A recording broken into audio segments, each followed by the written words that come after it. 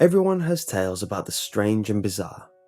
My story is about how my half-whole mask saved my life, and continues to save my life to this very day. Late in December, I was traveling north from California to my home state of Oregon. Nothing fancy. I was just going to visit family for the holidays. On my way north, I hit a small snow town. Nothing awful, just a lot of snow falling all at once. I wasn't worried about the small increase of snow at first, considering I had snow tires installed before I started my long journey home. I did, however, get a little hesitant to drive when the snow started to really come down. The large amount of falling snow, coupled with the large amount already littering the ground as I travelled higher into the mountains, caused me to consider finding a place to stay for the night. I figured I could get some sleep while the storm passes over. That, and the fact that I could give my car's heater a break before it would decide to burst into flames, or worse, just stop working altogether. I scanned as much of the landscape as I could, but there were no buildings in the immediate area. The only other option I had for my predicament was to keep driving and hope there was a town or exit nearby that I could take in order to escape from the storm. I must have been driving for at least an hour before I saw a sign up ahead indicating how far the closest city was. My heart sank a little when I read 162 miles as it flew by my windshield and vanished into the snowy night. At this point, the snow was beating against my windshield, and I knew I wasn't going to last 162 minutes, let alone 162 miles. The digital clock on my radio read 1:21 AM, and I decided that the next turn off I saw, I would take, and hope that I could find a neighbourhood that will produce some results in my current endeavour. My thought process was either freeze to death in my car, or stay the night at some random person's house. Weighing the two options in my head, I picked the only thing a sane person would pick, and go with the house. Another 30 minutes flew by, and still no luck finding a place to pull off. Just when I was starting to lose hope, I saw a turn-off in the distance. A small shape started to make its way closer into my headlights, and, on further inspection, it was revealed to me that they were two wooden poles that possibly belonged to a fence. When I turned onto the road between the two wooden poles, the ground beneath me felt rocky and rough. I was travelling on gravel. I didn't drive for too long before I started to see a small cabin creep into my field of view. The lights in the cabin were off, but the place seemed to be in good shape. I parked my car under a tall, wild-looking tree that took residence on the cabin's front lawn. Getting out of my car, I immediately grabbed my extra jacket and put it on, pulling the half-whole mask I wore around my neck up and over my ears to keep the heat around my face. I put a cap on and trudged up to the cabin after putting my cap snug on my head. As I travelled through the cold, windy night up to what I felt was my salvation, I immediately regretted not having any gloves for my hands. Despite the irritation I had with my hands, my face and the rest of my body were comfortably warm, so I didn't have much room to complain. I stuffed my frozen hands deep into my pockets and continued my journey down the cabin's lawn. As I made my way to the door, I noticed something odd. There was no indication of life anywhere. There wasn't even a car in the front yard. Taking my right hand out of my pocket, I knocked 3 times, waiting patiently before saying, "Hello? Is anyone in there? I'm sorry to bother you so late at night, but I need a place to stay for a few hours." Nothing answered my plea for help, so I knocked 3 more times on the door, hitting my knuckles harder against the aged wood of the entrance. "Hello?" I said again, a little louder, before continuing with, "I'm not here to rob you or anything. I just need a place to stay for the night. I promise I'll be gone by sunrise." As I finished my sentence, I touched the ornate metal door handle, noticing that the door seemed to be unlocked. I said in a loud voice, "I'm coming in now. If there's anybody in there, let me know now, please." I pressed the metal lever down, finding it a bit odd that the door was unlocked, and opened the door with little resistance on the other end, closing it behind me with about the same resistance, despite the fact the door looked really old. Looking around the area, I noticed the cabin had 5 rooms: the living room, which was the biggest room, a small kitchen, an even smaller washroom, and what I assumed were 2 small bedrooms in the back. No lights were on inside the cozy cabin, making it almost pitch dark if my eyes weren't already adjusted to the darkness from outside. I decided the best thing to do would be search for a light switch, so I took out my phone and turned on my flashlight app to scan the walls. My scan produced no results, however, and, at the risk of losing precious battery power on my phone, I decided the best option would be to turn off the light and put my phone on airplane mode. Before turning off my phone, I studied the paintings hanging on the walls that glossed over the initial scan.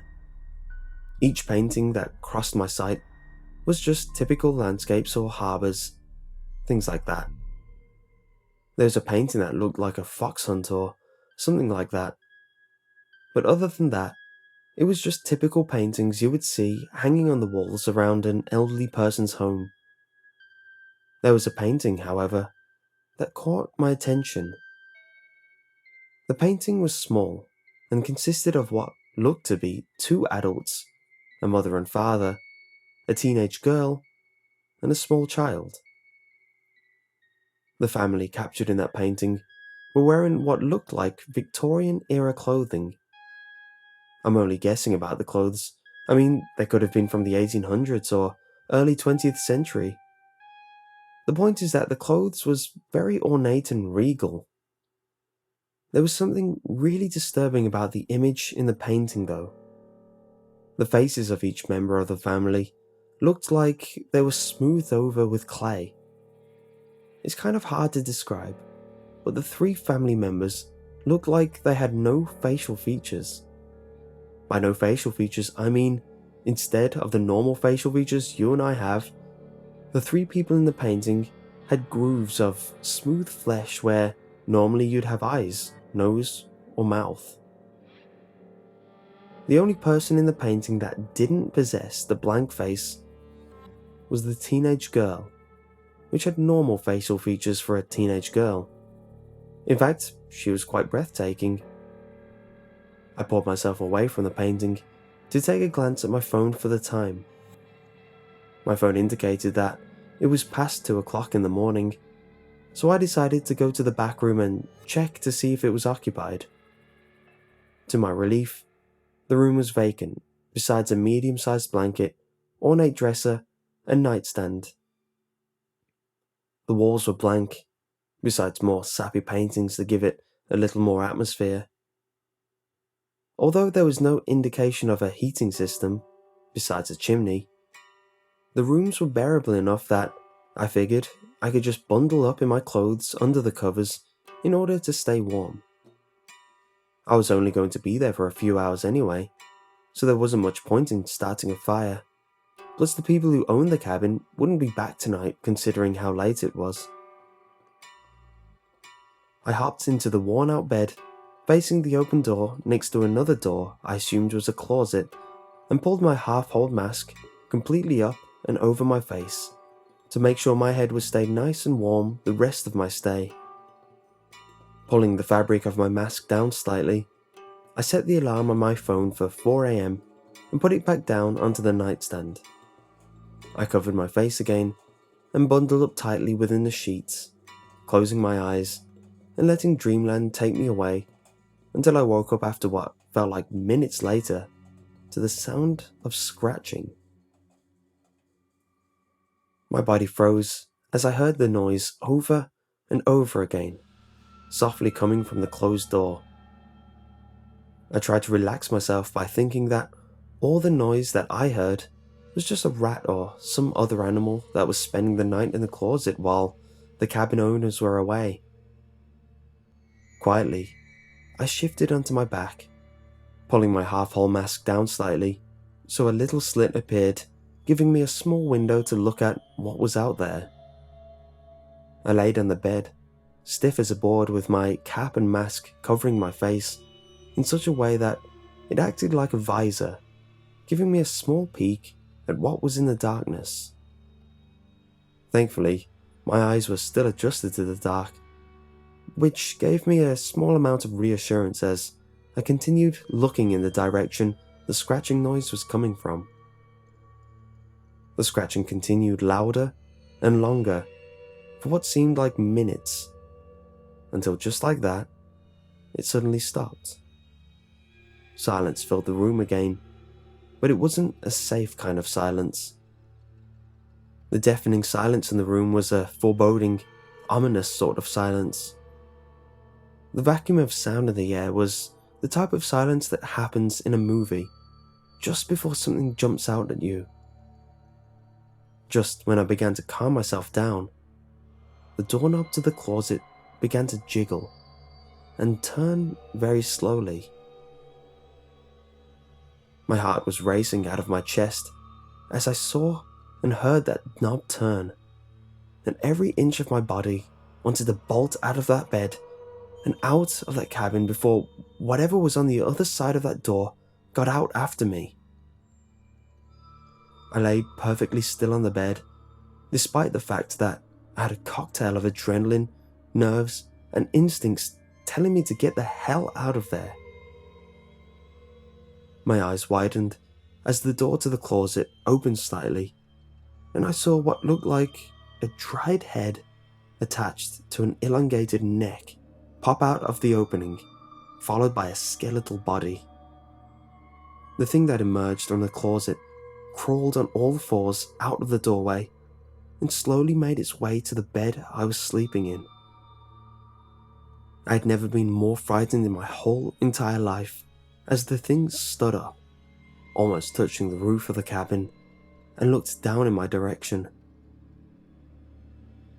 The creature stood there, studying me as I peeked through the thin slit in my mask, pure terror swirling around in my mind as I glanced up at the body of the creature.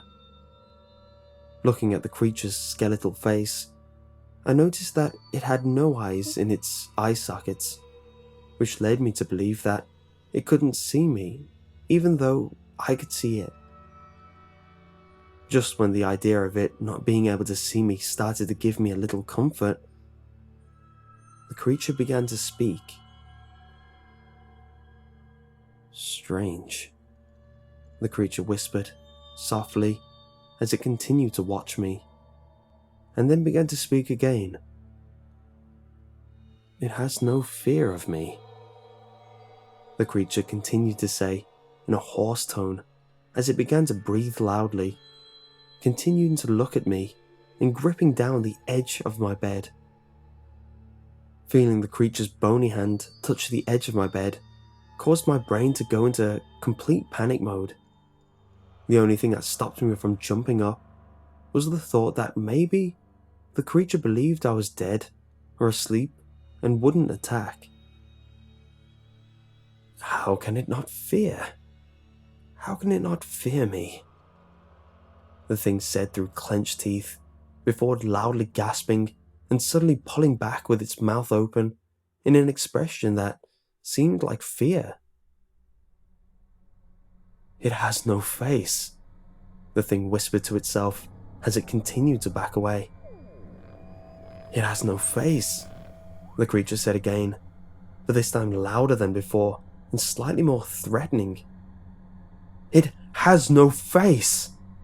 the creature shouted as it backed off further away from the bed. I heard the thing breathing loudly, and quickly before calming down and slowly returning to the side of the bed. Leaning over me, slowly, the creature continues to look at me before softly beginning to breathe on my face. I could smell its foul breath, even through my mask. The smell was so powerful that it took all my strength not to gag as a reflex to the awful stench. In my mind, I made the choice to keep motionless and not do or say anything that could compromise whatever illusion I was giving the thing that was currently studying me. The creature breathed on me again, softly. The stench I smelled from its breath could only be described as pure death, which only strengthened my resolve to stay perfectly motionless. Strange, the thing whispered at me again, leaning in close to me to the point where I could see and smell its decaying flesh. The creature slowly reached for me, its hand slowly moving towards my face. With every inch that decaying hand moved, I couldn't help but feel my situation becoming more and more dire. I thought that this was it for me. The creature would kill me tonight, or take me away and torture me, then kill me, and no one would know what happened to me. No one would find my body out here, and no one would know my story. I could feel tears start to well up in my eyes as I thought of everyone I ever loved being yanked away from me in this moment. No face, no face, no face, the creature softly chanted as its hands crept ever closer to my face. I could hear the anguish in the creature's voice as it continued chanting over and over as it reached for me. As the creature's long, bony hand crept only centimeters away from my face, I braced myself for the worst, making the last thoughts I ever would have about the people who I loved. Just as I thought my life was all over, a sudden loud noise erupted from the room, filling the ear closest to the nightstand with a flood of beeps and causing the creature to scream and jump back. As the noise continued, the creature threw itself against the wall, shrieking uncontrollably in terror as it stumbled back towards the closet. I was dumbstruck for a second before the thought came to me that I'd set my alarm for 4:30 a.m, which must have been the source of the noise. I jumped out of bed, grabbing my phone and pointing the lit-up screen at the monster as the alarm continued to ring loudly. The loud ringing caused the monster to shriek even more in confusion and terror as it retreated quicker as I approached. Seeing my chance, I activated my phone's flashlight and put it on strobe in order to disorientate the monster further. "No face! No face! No face!" the creature shrieked. The creature shrieked at me as it withdrew to the safety of the closet. I continued to shine my light on the creature, and, for added effect, I started playing loud music as I continued to jab my phone in the monster's direction like a lion tamer. The thing threw itself into the dark recesses of the closet, and I shoved the door back, locking it after I slammed it closed. The shrieks coming from the monster started to get fainter and fainter, like it was retreating deeper into the house. "No face! No face! It has no face!" I could hear the creature yell out as it got further and further away. After hearing the last retreating words of the thing that terrified me the whole night, I bolted from the cabin at breakneck speed, jumping into my car and floored it off the gravel road. I was shaking all over as I drove, and when I pulled my half-whole mask further down, my exposed skin was as white as the snow that littered the ground. I was so frightened by the whole experience As soon as I pulled into the first town I saw, I parked my car and began to sob uncontrollably for a while. The experience I had just been through would scar me for life. But as I wept in my car in the parking lot of a 7-Eleven, I couldn't help but start to laugh a little in between my fits of crying. I got through my ordeal without so much as a scratch on me. Well, besides the mental scars, I was fine. I was alive, and I didn't have to worry anymore. After I finished with my whole episode of crying and laughing like an insane person, I entered the store, sniffling and wiping away the rest of my tears. As I continued into the store, the cashier looked up at me and traced my direction with his eyes before continuing with whatever he was doing. The store was mostly empty. Besides an elderly couple, I was the only customer there. "Had a rough night?" the cashier said with one eyebrow cocked up while he scanned my items. "You have no idea," I said, looking out the window at the sunny winter day. "I noticed you looked a bit upset when you came in. What happened? Did you get dumped or something?" he said, looking up at me as the register computed how much I owed him. Looking at the young man behind the register, he seemed to be a little younger than I. Although that doesn't say much because even though I'm 22, I look younger than my actual age. I looked at the cashier's name tag for a second, before feeling that I had nothing to lose by telling him about the night I just had. The small name on his ID tag read Evan, and as I finished telling him my frightening tale, something odd happened. I expected him to burst out laughing or say I was the best liar he had ever talked to. Instead of doing any of that, Evan just stood there, his skin milk white, as he stared at me with an expression so horrified, he gave me the impression that he just witnessed someone get run over by a train or something. "Evan, are you alright?" I said, looking into his eyes while we both stood there, quiet. "What? Oh yeah, it's just..." Evan began to say, before his thoughts trailed off, due to the new feeling that we were both being watched. I began to feel eyes burn into the back of my head, before turning around to see the old couple I glanced at when I entered the store beforehand. The old couple possessed the same horrified look that Evan had just a few seconds ago. They must have heard the whole story I told. After a few moments of silence, the old couple asked me what I knew about the cabin, to which I couldn't really say. I gave them the best description I could about what I saw. The couple proceeded to tell me about the cabin, how long it's been there, and that it was haunted by a presence so terrifying that the place was condemned and left to rot away after so many people disappeared there. They told me that no one who ever stayed in that cabin has ever been seen alive again, if they've ever been seen at all after their visit. "One of my best friends stayed the night in that cabin," Evan said quietly as he stared off into the distance, but continued his thoughts with, "I refused to go in the cabin. I knew something bad would happen if we went in. I tried so hard to convince him that the dare was stupid and not to go in, but he refused to be labelled as a chicken and continued with the dare."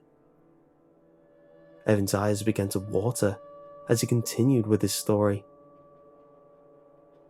"I never saw him again after that night. I kept calling his house, but his parents couldn't find him. We put out flyers and billboards, but we never had any luck. After a few days, we contacted the police, and I told them about the cabin." Evan began to choke down tears as he clenched his fist. They found him in the basement of that cabin, sprawled out on the floor. His eyes were surgically removed from his eye sockets, his nose was removed, and his lips. They were sliced off. When they found him, he was naked, with an incision from the bottom of his ribcage to his pelvis, down the middle of his body. All of the internal organs were extracted from his body, and, to add insult to injury, his genitals were sliced clean off. But you want to know the worst part of it all? When the police did an autopsy on the body, they found that he was alive during the whole process. Evan winced as he remembered the whole gruesome sight and said, "They never found who or what did it. There was no DNA evidence to convince anybody. They didn't find the tools that made the incisions. They didn't find anything." Evan clenched his fist tighter on the table before the old man, listening to our conversation, put his hand on Evan's shoulder to reassure him that it was going to be alright. As he comforted Evan, he looked at me and said, "People have been disappearing from that area for decades, maybe even centuries for all we know, but the bodies always end up the same gruesome way. I don't care who you are. No one deserves something like that happening to them. They should just torch that evil place to the ground." The old lady joined her husband's side and looked at me with the most foreboding face I'd ever seen. "If your story is true, you should consider yourself the luckiest man on the face of the earth.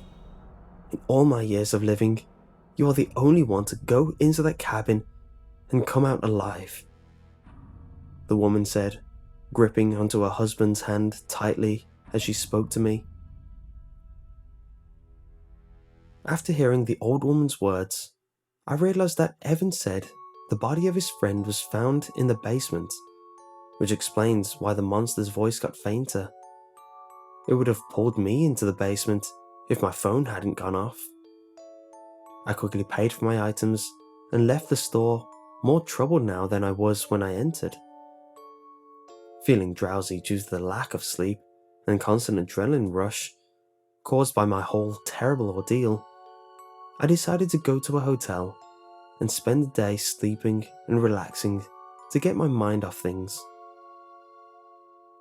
That night, I sat on the bed of my hotel room and looked at the two items that saved my life. In one hand, I gripped onto my half-hole mask, which hid my face from that terrible monster.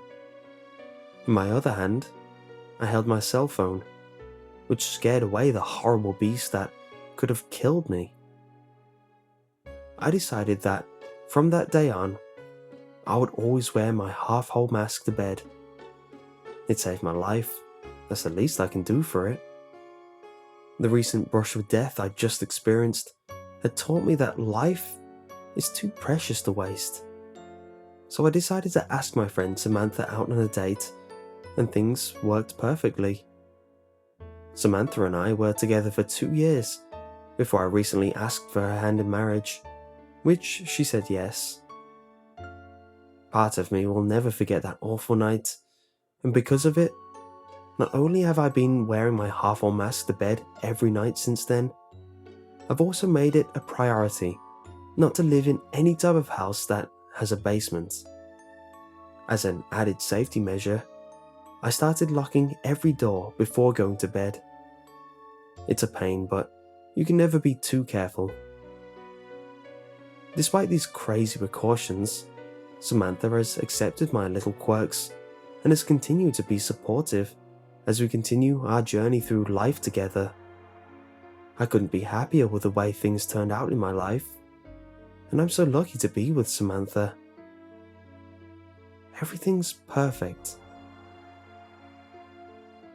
There's just one thing that bothers me, and I think I might just have to blame my imagination. But sometimes when I wake up at night, when it's really quiet, sometimes I'll hear soft scratching noises. Also, I think it's just paranoia, but I swear, sometimes I hear something whisper, "No face," from inside my closet.